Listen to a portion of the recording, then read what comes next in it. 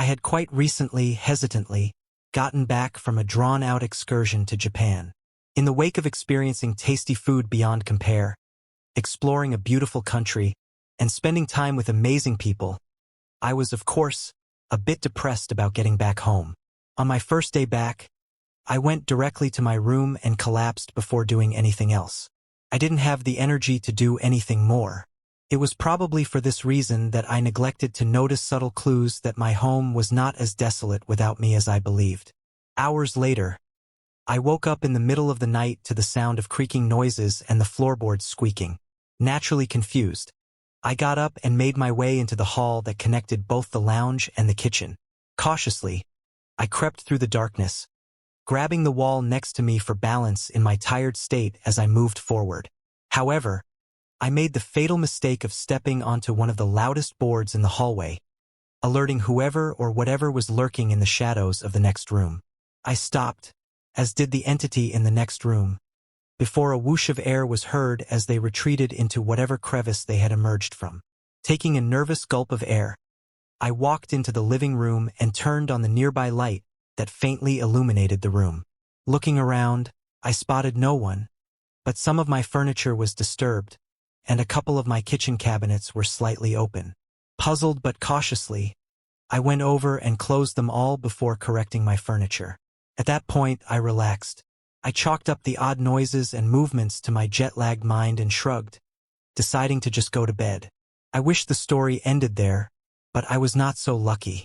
Before entering the hallway to my room, I noticed that the large metal covering to the air vent above the couch was missing. Looking up at it, I muttered, "What the?" before a crooked face, filled with hateful contempt for my existence, jumped into view. Terrified, I tumbled to the ground and began crawling backward as I heard the man shrieking incoherently as he dropped down onto the couch. I watched in horror as his joints cracked beneath his raggedy hoodie and heavily stained pants. He stared at me, now silent, before pulling out a knife from his back pocket and pointing it towards me. "My home.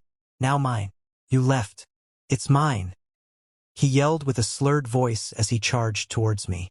I quickly crawled towards my room, slammed the door behind me, and locked it as he started stabbing his knife into the door, screaming at me to die. Shakily, I called the police and cried as I told them what was happening.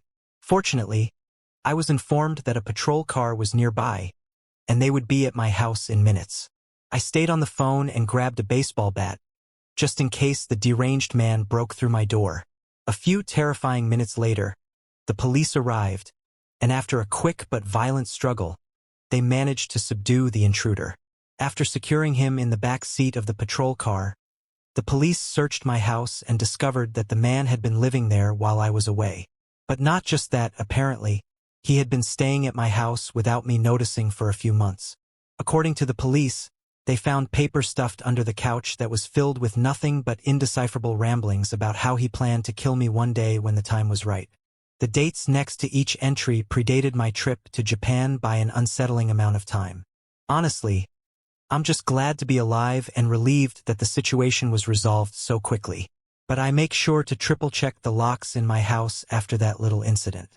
Thank you for sticking around to the end of the video. If you'd like to support the feed, check out at Ghostly Gloom Stories and subscribe to my channel.